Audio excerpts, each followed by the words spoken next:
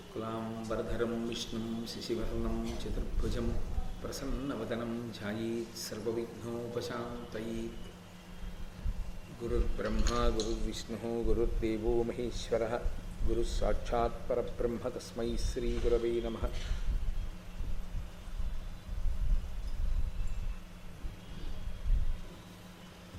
వ్యాసాయ విష్ణురూపాయ వ్యాసరూపాయ విష్ణవే నమో వై బ్రహ్మనిధయే వాసిష్ఠాయ నమో నమః. కూజంతం రామ రామీతి మధురం మధురాక్షరం ఆరుహ్య కవితాశాఖాం వందే వాల్మీకికోకిలం. శృతిస్మృతిపురాణానాం ఆలయం కరుణాలయం నమామి భగవత్పాదశంకరం లోకశంకరం. వాగర్ధావివ సంపృక్తౌ వాగర్ధప్రతిపత్తయే జగతః పితరౌ వందే పార్వతీపరమేశ్వరౌ. సూక్తిం సమగ్రయతున స్వయమేవ లక్ష్మీః శ్రీరంగరాజమహిషీమధురైః కటాక్షైః వైదగ్ధ్యవర్ణకులగుంభనగౌరవైర్యాం ఖండూలకర్ణకుహరాः కవయోధయంతి. హైమోర్ధ్వపుండ్రమజహన్మకుటం సునాసం మందస్మితం మకరకుండలచారుగండం బింబాధరం బహుళదీర్ఘకృపాకటాక్షం శ్రీవేంకటేశముఖమాత్మని సన్నిధత్తాం. విమలపటి కమలకుటి పుస్తకరుద్రాక్షసస్తహస్తపుటి కామాక్షి పక్ష్మలాక్షి కలిత విపంచి విభాసి వైరించి. మనోజవం మరుతతుల్యవేగం జితేంద్రియం బుద్ధిమతాం వరిష్టం వాతాత్మజం వానరయూధముఖ్యం శ్రీరామదూతం శిరసా నమామి. ఆపదామపహర్తారం దాతారం సర్వసంపదాం లోకాభిరామం శ్రీరామం భూయో భూయో నమామ్యహం. జయతు జయతు దేవో దేవకీనందనోయం జయతు జయతు కృష్ణో వృష్ణివంశప్రదీపః జయతు జయతు మేఘశ్యామలః కోమలాంగో జయతు జయతు పృథ్వీ భారనాశో ముకుందః. నారాయణం నమస్కృత్య నరం చైవ నరోత్తమం దేవీం సరస్వతీం వ్యాసం తతో జయముదీరయేత్. హరి ఓం. ధృతరాష్ట్ర మహారాజు ఇచ్చినటువంటి వరముల యొక్క కారణం చేత ద్రౌపదీదేవి 2 వరములు పుచ్చుకున్న కారణం చేత పాండవులు తమ దాస్యము నుండి విముక్తులయ్యారు. తిరిగి రాజ్యాన్ని పొంది భార్య అయినటువంటి ద్రౌపదీదేవితో కలిసి ఇంద్రప్రస్థపురాన్ని చేరుకున్నారు. ఎంత ఇంద్రప్రస్థపురాన్ని చేరుకున్నా, ఎంత రాజ్యాన్ని తిరిగి పొందినప్పటికీ ధృతరాష్ట్ర మహారాజు గారు ధర్మరాజుని పిలిచి ఎంత అనునయంగా మాట్లాడి, నువ్వు ధర్మరాజువి, నీకు తెలియని ధర్మమేముంది, జరిగిన సంఘటన జరగలేదనుకుని మరిచిపో అని చెప్పినప్పటికీ అది అంత తేలికగా మరిచిపోయేటటువంటి సందర్భం కాదు. ఒకసారి పాదుకున్నటువంటి వైరం అంత తేలికగా ఇక సమసిపోయేది కాదు. అందున ధర్మరాజు గారు మనసు కొంత సరిపెట్టుకొనగలడేమో కానీ భీమసేనుడు అలా సరిపెట్టుకోవడం అంత తేలికైనటువంటి విషయం కాదు.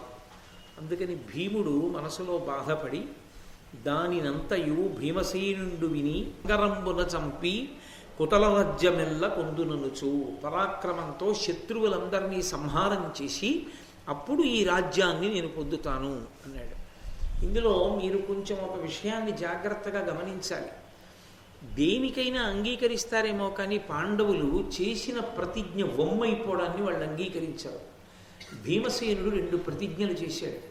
ఒకటి, దుశ్శాసనుని యొక్క గుండెలు బద్దలు కొట్టి నెత్తురు తాగుతాను అని ప్రతిజ్ఞ చేశాడు. రెండవది, దుర్యోధనుడి యొక్క తొడలు యుద్ధభూమిలో విరగ్గొడతాను అని ప్రతిజ్ఞ చేశాడు. అది కూడా దుశ్శాసనుడి రక్తం తాగేటప్పుడు ఎలా తాగుతానన్నాడు? కురువృద్ధుల్ కురువృద్ధ బాంధవులు అనేకులు చూచుచుండన్ అన్నాడు. కురువృద్ధులు కురువృద్ధ బాంధవులు చూస్తుండగా చంపుతానన్నాడు. అలా చంపాలి అంటే దుశ్శాసనుడిని కారణం ఉండాలి. ధార్మికమైన కారణం ఏది అంటే పరాక్రమోపేతమైనటువంటి యుద్ధం జరగాలి. ఆ యుద్ధంలో తాను దుశ్శాసనుణ్ణి దుర్యోధనుణ్ణి మట్టు పెట్టాలి. ఇప్పుడు ఈ ఇచ్చినటువంటి రాజ్యానికి వాళ్ళు మనసు కుదుటపరుచుకుని సంతోషపడిపోయి ఆ రాజ్యం ఏలుకుంటూ కూర్చున్నారనుకోండి, భీమసేనుడి ప్రతిజ్ఞ ఎలా పారుతుంది?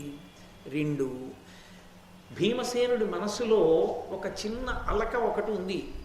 ఏదో భార్య వరాల వల్ల వచ్చినటువంటి రాజ్యాన్ని మనం పరిపాలిస్తున్నాం తప్ప మన పరాక్రమంతో రాజ్యాన్ని సంపాదించుకున్నామని చెప్పుకోగలిగినటువంటి స్థితి మనకి లేదు అని అలకబూని ఉన్నాడు, కోపంతో ఉన్నాడు. ఇది భీమసేనుడు బయటపడ్డాడు. పరాక్రమమునందు నమ్మకమున్నటువంటి వాళ్ళు, తేజస్సు యందు నమ్మకమున్నటువంటి వాళ్ళు, సుక్షత్రియులైనటువంటి పాండవ సోదరులు మిగిలిన వాళ్ళకి ఇదే బాధ మనసులో లేకుండా ఎలా ఉంటుంది? అది భీమసేనుడికి ఒక్కడికి ఎలా ఉంటుంది? గాంధీవం చేతిలో ఉన్నటువంటి అర్జునుడు అంత విలువిద్య కలిగినటువంటి వాడు, శత్రువీరుల్ని దునుమాడగలిగినటువంటి వాడు, ఇంత పరాక్రమోపేతుడై కూడా అన్నగారి మాటకి కట్టుబడి అన్నగారు తనని పందెం ఒడ్డిన కారణం చేత బానిసగా దాసుడిగా అంగీకరింపబడినప్పటికీ కూడా అది ఎంత కపటద్యూతమైనప్పటికీ తర్వాత భార్య వలన రాజ్యమును పొంది దానితో సరిపెట్టుకుని సంతోషంగా జీవితం గడపడం అనేటటువంటి విషయం అర్జునుడికి పొసగదు, నకుల సహదేవులకు పొసగదు. కాబట్టి ఇప్పుడు ఈ రాజ్యం ద్రౌపదీదేవి వరాల వలన వచ్చింది అనేటటువంటి మాట పోవాలి. ఈ మాట పోయి తమ పరాక్రమంతోటే రాజ్యాన్ని సంపాదించుకున్నామనేటటువంటి కీర్తి మళ్ళీ రావాలి. అటువంటి అవకాశం ఎలా వస్తుంది? తమ్ముళ్ళ మనసులో ఉన్నటువంటి బాధని గమనించి ఉన్నాడు ధర్మరాజు గారు. కానీ నిన్నను మీకు నేను సంస్కృత భారతంలో వ్యాసహృదయం గురించి చెప్పాను. తనంత తానుగా కయ్యానికి కాలు దువ్వడం, అది ఈశ్వరానుగ్రహంతో అలా కలిసి రావాలంతే. కాబట్టి ధర్మరాజు గారు ఎదురు చూస్తున్నాడు. ఎవడు ధర్మాన్ని పట్టుకున్నాడో వాడికి అవకాశం తనంత తానుగా వస్తుంది. అది ఎవరు ఈ వీళ్ళని మట్టు పెట్టాలనుకుంటున్నారో, ఎవరు పాడు చేయాలనుకుంటున్నారో పరమేశ్వరుడు వాళ్ళ చేత పొరపాటు చేయిస్తాడు. పొరపాటు చేయించడం అన్న మాటకు అర్థం ఏమిటి? బుద్ధి వక్రించడం. బుద్ధి సక్రమమైన నిర్ణయం చెయ్యదు. బుద్ధి సక్రమమైన నిర్ణయాన్ని చేయించని కారణం చేత ఒక చిన్న పొరపాటు వల్ల మొత్తం కథ మారిపోతుంది. అది ఎక్కడ జరుగుతుంది అంటే ధర్మాన్ని ఎవడు పట్టుకొని ఉన్నాడో వాడి యొక్క బుద్ధి యందు అటువంటి వైక్లభ్యము సంభవించదు. ఎవడు ధర్మాన్ని విడిచిపెట్టేశాడో, అధర్మాన్ని పట్టుకున్నాడో వాడి బుద్ధిలో మాత్రం అటువంటి తత్తరపాటు కలుగుతుంది. ఆ తత్తరపాటు వాడికి ప్రతికూలంగా, శత్రువులకు అనబడిన వాడికి అనుకూలంగా పనిచేస్తుంది. మీకు నేను ఒక ఉదాహరణ చూపించాలి అంటే, శకుని ఎంతో జాగ్రత్తగా ప్రణాళికా నిర్మాణం చేశాడు. కపటద్యూతానికి అన్ని ఏర్పాట్లు చేశాడు. దుర్యోధనుడికి 1కి 10 మార్లు చెప్పాడు, నీకెందుకు 3 లోకాల్లో నన్ను గెలవగలిగిన వాడు లేడు, నేను ధర్మరాజు గారిని బాగా ఉసిగొల్పి రెచ్చగొట్టి ఆయనకి సంబంధించిన సమస్త వైభవాన్ని నీకు కట్టబెడతానన్నాడు. ఇన్ని చేసినటువంటి శకుని చాలా జాగ్రత్తగా రెచ్చగొట్టాడు ధర్మరాజుని. రెచ్చగొట్టి అన్నిటినీ తనవిగా తీసుకున్నాడు. ఒక్క చోట పొరపాటు పడ్డాడు. ఆ ఒక్క చోట ధర్మరాజు గారి యొక్క వ్యూహమే ఫలించింది, శకుని యొక్క వ్యూహం విఫలమైపోయింది. ఎక్కడ? ధర్మరాజు గారు ద్రౌపదీదేవిని పందెం ఒడ్డి తర్వాత తనని తాను ఒడ్డుకునుంటే ద్రౌపదీదేవి దాసి అయిపోయింది. దాసి అయిపోతే నన్నోడి తన్నోడెనా, తన్నోడి నన్నోడెనా అన్న ప్రశ్న లేదు. ఆ ప్రశ్న లేకపోతే ద్రౌపదీదేవి గురించి పెద్దలందరూ అంత బాధపడవలసిన అవసరం లేదు. అప్పుడు దీనికి అంతటికీ కారణం ధర్మరాజు అయి ఉండేవాడు. ధర్మరాజు అయ్యుంటే కథ ఇంకొకలా తిరిగేది. అధర్మంతో కూడిన పని చేశాడు కాబట్టి కత్తి కుడిపేసేది ధర్మరాజుని. ధర్మరాజు బుద్ధి సక్రమంగా పనిచేసింది. కులకాంత మహాపతివ్రత నా భార్య, ఆమెను ఒడ్డనన్నాడు. అందుకని 4 తమ్ముళ్ళ నొడ్డి తనని తాను ఒడ్డుకున్నాడు. అప్పటి వరకు అంత జాగ్రత్తగా రెచ్చకొట్టి పాచికలు విసిరేసి వడ్డించిన శకుని నాలిక కరుచుకున్నాడు. అన్నీ ఓడిపోయానని ధర్మరాజు కూర్చున్నాడు. అప్పుడు గుర్తొచ్చింది శకునికి, అరే రే, పాంచాల కన్య ద్రౌపదీదేవి నీ భార్య ఉంది కదా ఒడ్డన్నాడు. ఈ మాట ధర్మరాజు తనని తాను ఒడ్డుకునే ముందు నిన్ను నువ్వు ఒడ్డుకోవడం ఎందుకయా, ఇంకా నీకు ఐశ్వర్యం ఉందిగా, ద్రౌపదీదేవి నొడ్డు అని ఉంటే, ధర్మరాజు గారు ద్రౌపదీదేవి నొడ్డి ఉంటే అసలు మహాభారతం అంతా తిరగబడిపోయేది. ధర్మరాజు ఒడ్డుతాడా?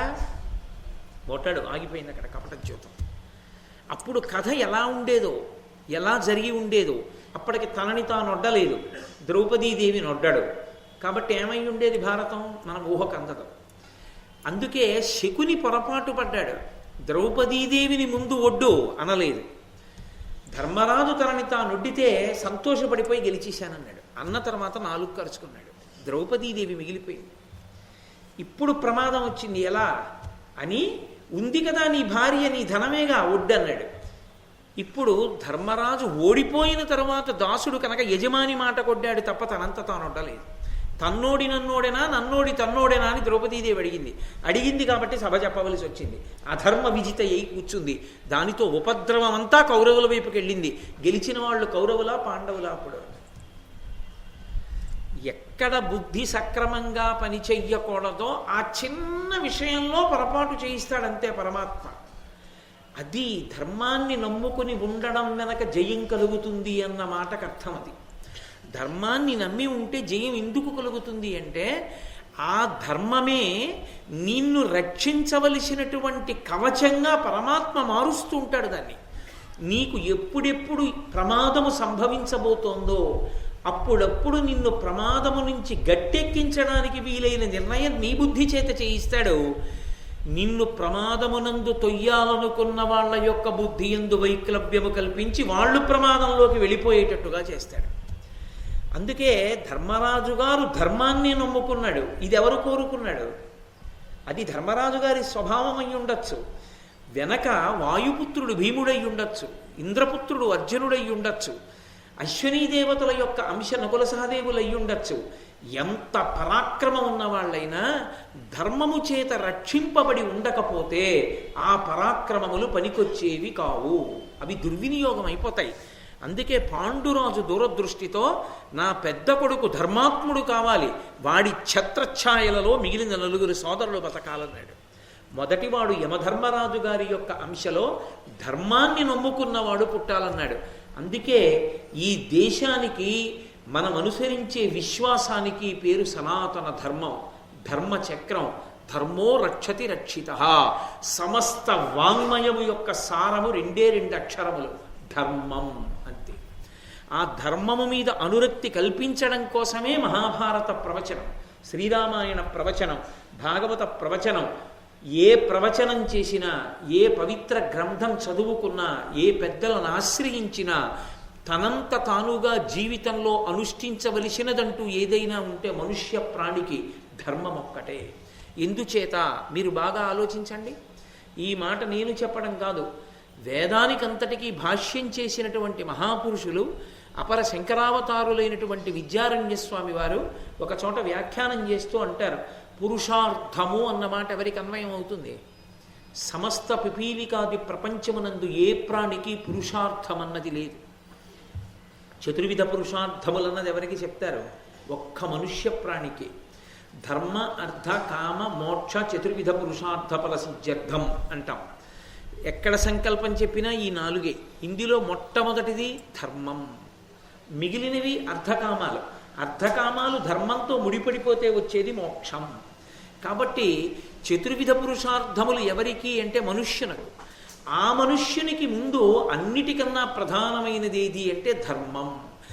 ఆ ధర్మమును పట్టుకుంటే పరమేశ్వరుడి యొక్క అనుగ్రహము నీకు ఎలా సంప్రాప్తిస్తుందో, నువ్వు పట్టుకున్న ధర్మాన్నే ఈశ్వరుడు నీకు రక్షణ కవచంగా ఎలా మారుస్తాడో చెప్పేటటువంటి ప్రక్రియయే సమస్త వాంగ్మయము. అందుకే మహాభారతం చదువుకోవడం, మహాభారతం వినడము అంటే దాని వెనక ధర్మ సూక్ష్మాన్ని పరిశీలనం చెయ్యాలి. అందుచేత కథ ఇంత గొప్పగా మారిపోవడానికి ఇన్ని గెలిచాననుకున్నాడు శకుని. పావుగంటలో సార్వభౌముడైనటువంటి ధర్మరాజు గారు తమ్ముళ్లతో కలిసి దాసులైపోయారు. మళ్ళీ ఇంకొక పావుగంటలో మళ్ళీ తన రాజ్యం తనకు వచ్చేసింది. ఎందువల్ల? కేవలం శకుని చేసిన తప్పు వల్ల, దుర్యోధనుడు చేసిన తప్పు వల్ల, కర్ణుడు చేసిన తప్పు వల్ల, దుశ్శాసనుడు చేసిన తప్పు వల్ల, పాండవుల ఓర్పు వల్ల, ద్రౌపదీదేవి యొక్క పతివ్రత ధర్మం వల్ల.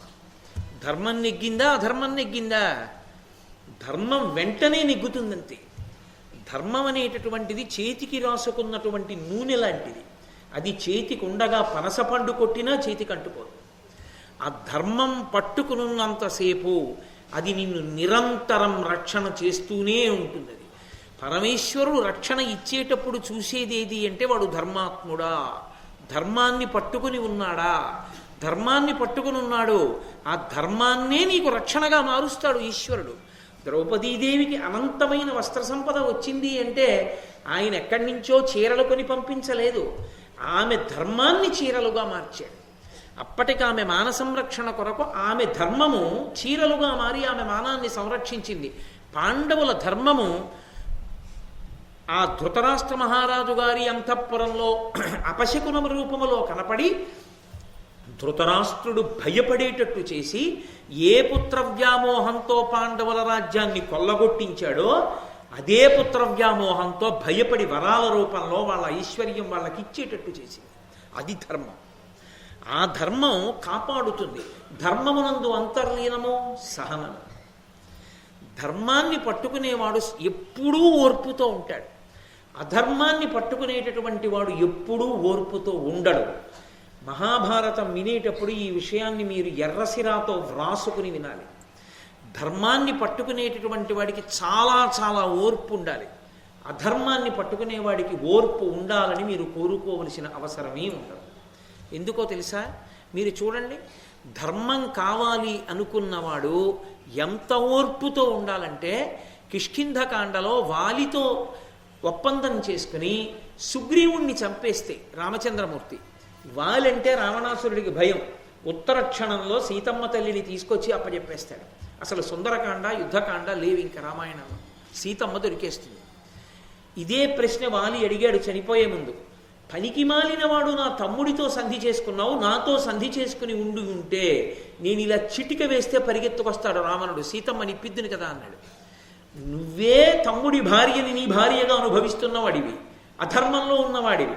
అధర్మంలో ఉన్న నీతో చెలిమి చేసి నా భార్యని తెచ్చుకునే కన్నా ఓర్పు పట్టి మరిన్ని కష్టాలు పడి ధర్మానికే తల ఒగ్గి, సుగ్రీవుడు ధర్మమునందున్నవాడు కాబట్టి సుగ్రీవుడు ధర్మాత్ముడు కనుక అతనితో చెలిమి చేసి ఎన్ని కష్టాలు పడి ఓర్పుతో ఉండైనా సరే అప్పుడు నా భార్యని తెచ్చుకుంటానన్నాడు.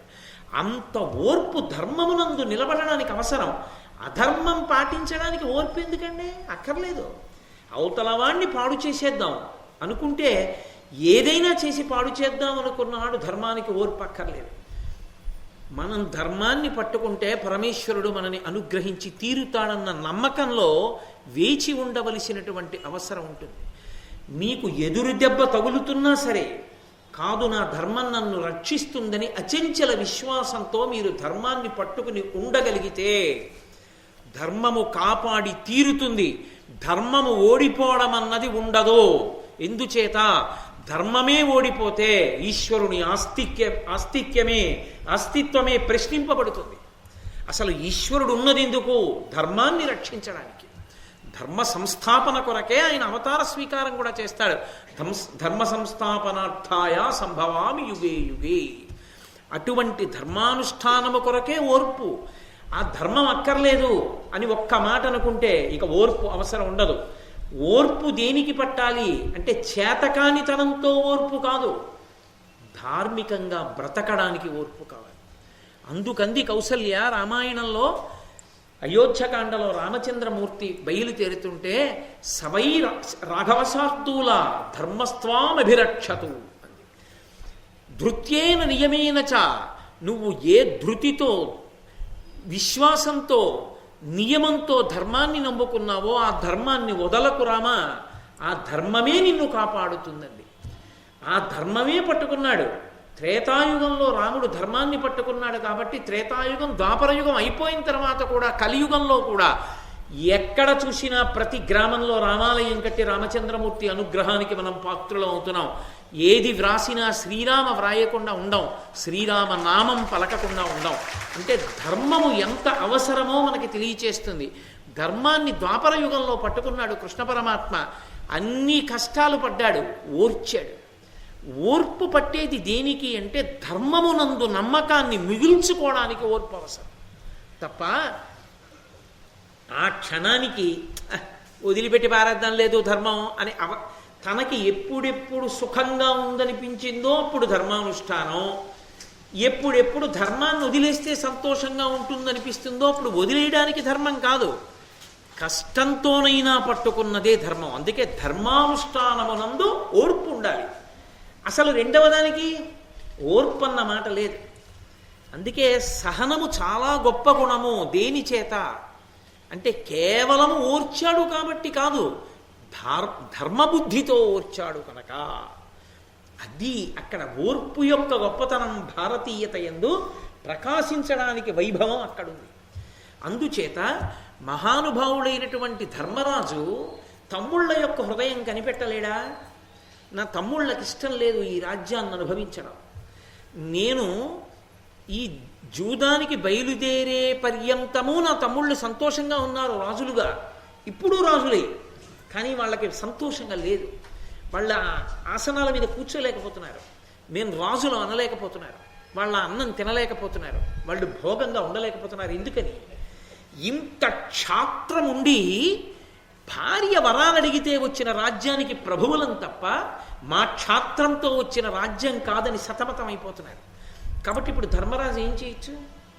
మళ్ళీ ధృతరాష్ట్రుడి దగ్గరికి వెళ్ళి, నువ్వు ఇచ్చిన రాజ్యం మాకు అక్కర్లేదు, నువ్వే తీసుకో, మేమిప్పుడు మీతో యుద్ధం చేసి రమ్మను దుర్యోధనుణ్ణి, మేము యుద్ధం చేసి మిమ్మల్ని నిహతుల్ని చేసి సామ్రాజ్యం పుచ్చుకుంటాం అనొచ్చు.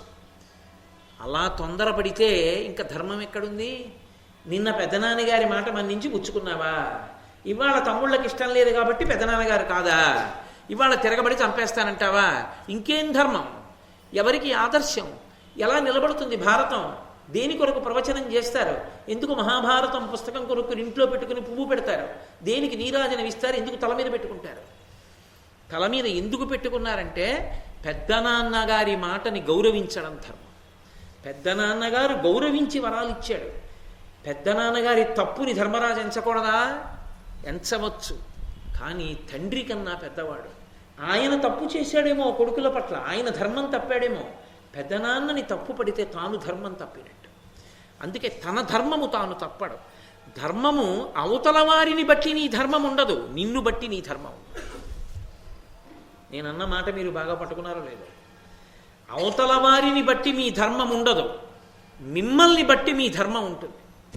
నేను మీకు ఒక ఉదాహరణ చెప్పాలి అంటే, మా నాన్నగారు నన్ను చూసినప్పుడల్లా ఛీ పనికి మాలినవాడ.